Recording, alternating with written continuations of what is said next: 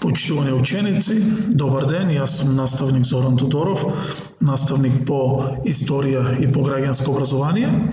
И денеска уште еднаш ќе се потрудам да ви помогнам да совладаме нова наставна содржина по предметот историја.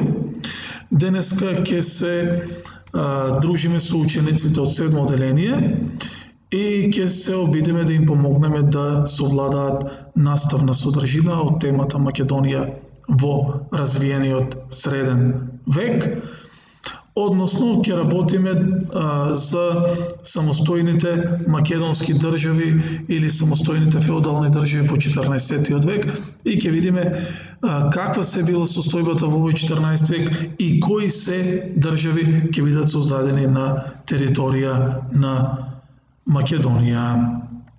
Инаку, пред додиме со тоа, слободно можеме да кажеме дека во периодот од посебно почетокот на 14 век до средината на 14 век, Македонија ќе биде под контрола на Србија. Србија тогаш ќе биде една од најзначајните балкански држави и ќе се протега навистина на големи територии од територијата на Србија, делови од денешна Далмација, односно Хрватска, Црна Гора, Албанија, Македонија, делови од Бугарија, Грција и така натаму, значи една навистина голема држава, а Македонија ќе биде дел од таа голема српска држава. Еве како изгледало сето тоа и кои се територии влегуваат во составот на таа српска држава. Инаку, ова е временски период кога на чело на српската држава се наоѓал царот Душан, еден од најпознатите српски владетели и човекот кој што имал амбиција и цел да освои Византиската империја и да стане наследник на византиските императори. Меѓутоа, после неговата смрт, неговиот син Стефан Урош нема да биде во состојба да ја сочува државата и така државата ќе се распадне на повеќе делови, односно на повеќе помали државички. Еве кои се држави ќе бидат создадени. Ние веќе зборувавме дека кнезот Лазар ќе биде еден од највлијателните владетели, кнезот Лазар Хребелјановиќ, тука бил жупанот Никола Алтомановиќ, кнезот Воислав Војновиќ Балшики, односно Ѓорѓе Балшик, Вук Бранковиќ, деспотот Јован Оливер, кралот Волкашин, браќата Дејановиќ, деспотот Углеша и така натаму. Еве се кои ќе владее со територијата на Македонија. Инаку, тука ќе биде севастократорот Владко, кој што ќе управува со северните делови на Македонија, кралот Волкашин кој подоцна ќе прошири неговата држава, Радослав Хлапен кој што ќе биде во роднински врски со кралот Волкашин, во Охрид ќе биде Андреј Гропа, Никола Станевик, деспотот Јован Углеша кој што ќе ги завземе териториите на царицата Елена и така натаму. Значи, овие се владетелите кои што ќе бидат во Македонија. Меѓутоа ќе видиме кој се од нив ќе се издвои и кој се од нив ќе формира влијателна држава во Македонија. Ова се некои од нив, како например Јован Углеша, Волкашин, Јован Оливер, тука бил еден владетел по име Хрелја и така натаму. Меѓутоа, ние ќе одиме со серската држава на деспотот Јован Оливер. Зошто деспот? Бидејќи тоа била титула која што била значајна. Деспот значи еден дека вие сте благородник, дека сте влијателен и така натаму. Значи, тоа било титула уште од византискиот временски период, кој што и во српскиот двор ја прифатиле. Инаку, веќе ви кажав, деспотот Јован Углеша ќе завземе територии на царицата Елена и ќе формира своја држава која што ќе се протега од реката Вардар на запад, до градот Струмица на северозапад, до градот Мелник на североисток. Природна граница ќе биде реката Места, меѓутоа тука ќе влезе и градот Ксанти, додека јужно, граници ќе бидат Солунскиот залив и Егејското море, односно гледаме дека полуостровот Халкидик ќе влезе под негова контрола. Карактеристично за оваа држава е тоа што имала, гледате, одлична местоположба, се наоѓала покрај богати реки, езера, планини, море и така натаму.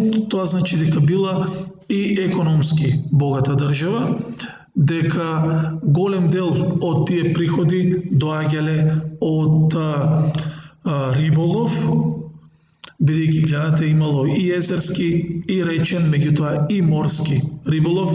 Трговијата исто така била развиена. Центар на државата ќе биде градот Серес, затоа уште е наречена и Серска држава. Инаку во државата се пишувало и на грчко, меѓутоа и на словенско писмо. Јован Углеша бил прилично, да кажам, моќен владетел, меѓутоа гледате на него голема опасност ќе му бидат турците османлии.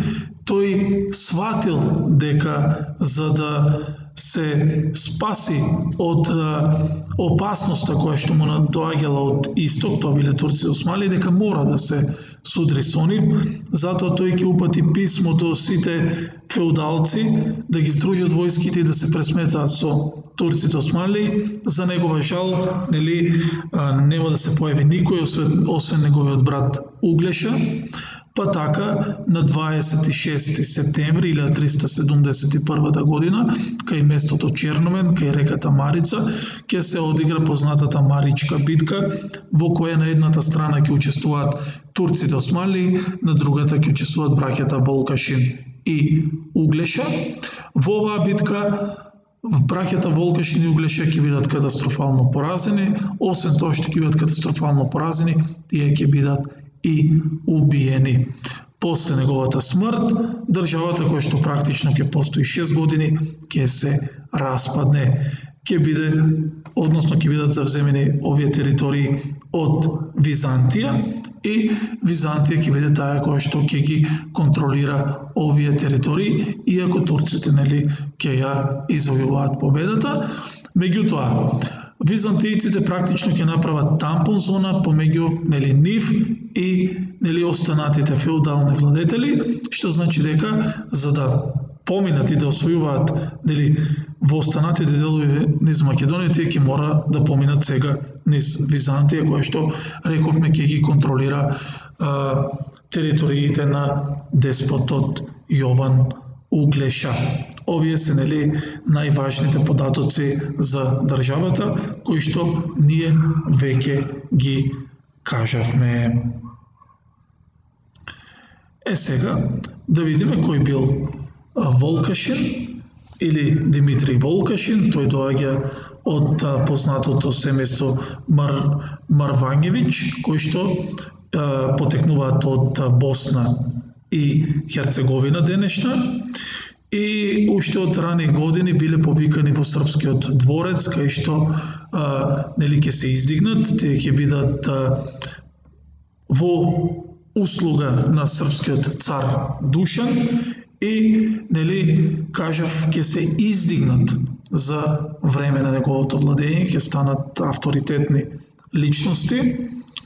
Па така, кога ќе почине Душан во 1355 година, царицата Елена ќе го повика Волкашин да му помогне на новиот крал Стефан Урош да ја зацврсти власта и да управува со државата. Тој во негова услуга ќе биде 10 години, практично ќе биде совладетел, поради тоа и ќе биде крунисан за крал, која што била втора титула по големина веднаш после царот, односно практично тоа значи дека бил негов наследник. тој ќе биде крунисан за крал во 1365 година, меѓутоа негова цел била не да управа со државата, туку да се има помала територија, што и ќе го оствари тоа така. Веќе во 1369 година тој навистина контролирал голема територија. Гледаме најсеверно се наоѓал градот Приштина, кој што бил под негова контрола, а најјужно градот Костур. Западно се протегал до градот Тебар, гледаме тој под своја власт ги подчини и охридските феудалци, додека источна граница ќе биде реката Вардар и тука ќе се граничи со неговиот брат Јован Углеша.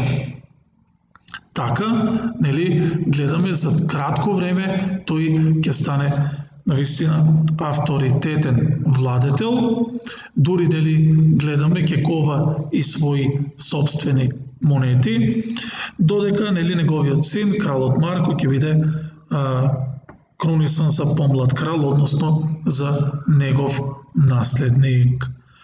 Но,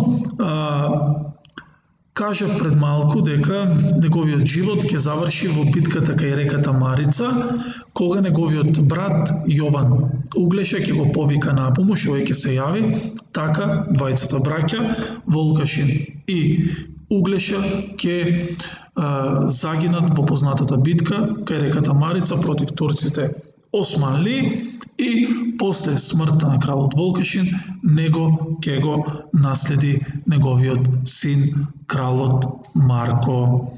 Кралот Марко, кој што знаеме дека и тоа како е познат во народното творештво, бидејќи е еден од најопејаните јунаци. Меѓутоа, да видиме што направил кралот Марко и каква улога оставил низ историјата. Сега, иначе да се вратиме само на картата, кралот Марко нема да успее, да ги сочува владенијата кои што ги добил од неговиот татко, меѓутоа и покрај тоа што ќе изгуби дел од териториите, тој сепак ќе остане еден од најмоќните владетели и ќе успее да управува со голема територија, во која ќе влезат Кичево, Прилеп, Велес и така натаму. И долго време, ќе ја чува власта и ќе биде еден од најзначајните владетели. Меѓутоа, се тоа ќе се промени после 1383 година, кога оваа контрола, која што беше, оваа држава која што беше под контрола на деспотот Јован Углеша, која што подоцна ќе потпадне под византијска контрола оваа територија, сега ќе биде под турска контрола. Турците во 1383 година ќе го освојат градот Серес и ќе станат соседи на кралот Марко. И кралот Марко веќе очекувал дека ќе го нападнат, па така нападот ќе се случи во 1385 година, кога турците осмали преку Струмица, Демиркапија и Тиквешијата ќе се најдат пред, да кажем, Пелагониската низина, пред градот Прилеп. Градот Прилеп ќе се предаде, односно кралот Марко ќе прифати да биде турски вазал, односно ќе го признава султанот за свој господар, ќе прифаќа да му плаќа даноци и ќе прифаќа да му дадува војска, тогаш кога овој ќе го побара тоа од него. И така кралот Марко ќе стане турски вазал и, како таков, ќе биде се до 1395 година, кога тогашниот турски султан Бајазет ќе побара од него, заедно додат во битка и требало да војуват против влашкиот војвода Мирче, стариот Мирче или Мирчеја.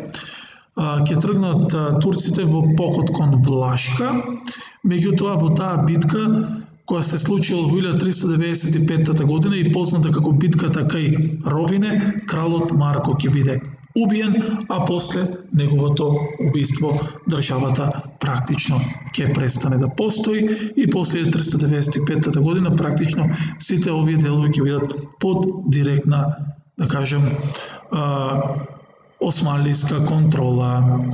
И последна држава која што ние треба да ја споменеме е државата на браќата Дејанови или синовите на кнезот Дејан, познати како Константин и Јован Драгаш. Тие оваа држава ќе ја формираат после Маричката битка во 1371 година и била прилично голема држава која се протегала од градот Перник на северо-исток до Валандовската котлина на југ и на северозапад градот Врање и Прешевската долина ќе бидат негова граница. Природна граница пак на исток ќе биде реката Вардар. Но во 1380 година починува еден од браќата Јован, па така Константин останува да владее самостојно. Тој ќе стапи во роднински односи со Византија, бидејќи ќе ја даде неговата ќерка за византискиот император. Неговата ќерка пак ќе го роди престолонаследникот Константин, значи тој ќе го добие името по неговиот дедо, дури и ќе го земе презимето по неговиот дедо од почит, и во историјата ќе биде познат како Константин 11 Драгаш. Значи, последниот византиски владетел ќе биде внук на Константин Драгаш. Меѓутоа, приказната ќе биде слична како и со кралот Марко во 1385 година и тој ќе биде принуден да стане турски вазал, односно по освојувањето на овие византиски територии од страна на турците османли, тој ќе биде принуден да стане турски вазал, односно како и Марко да плаќа данок, да го признава султанот за свој господар и секојаш кога ќе го побара тоа од него да му биде дадена војска. И така и Константин Драгаш ќе учествува во познатата битка кај Ровине, каде што и тој ќе биде на страна султанот Бајазид, каде што ќе војуваат против влашкиот војвода Мирче. Меѓутоа, како и кралот Марко, така и Константин ќе загине на бојното поле. Како и кај државата на Марко, така и оваа држава ќе потпадне под директна византиска контрола, под директно османлиска контрола после неговата смрт. Па така, речиси целата територија на Македонија после 1395 година ќе потпадне под османлиска власт. После таа 1395 година, овие големи држави, и на кралот Марко, позната како Приливско кралство, и државата на браќата Драгаш, ќе исчезнат од политичката сцена. Јас се надевам дека ви помогнав да совладате дел од материјалот. Инаку, ова е слика од битката кај реката Марица, една символика како сето тоа изгледало. Ова веќе го знаете, ова веќе ги споменавме картите, а овие се генералните податоци за кои што јас веќе зборував. Пак ќе повторам, се надевам дека е јасно ова што го зборував, се надевам дека ви помогнав да совладате дел од материјалот.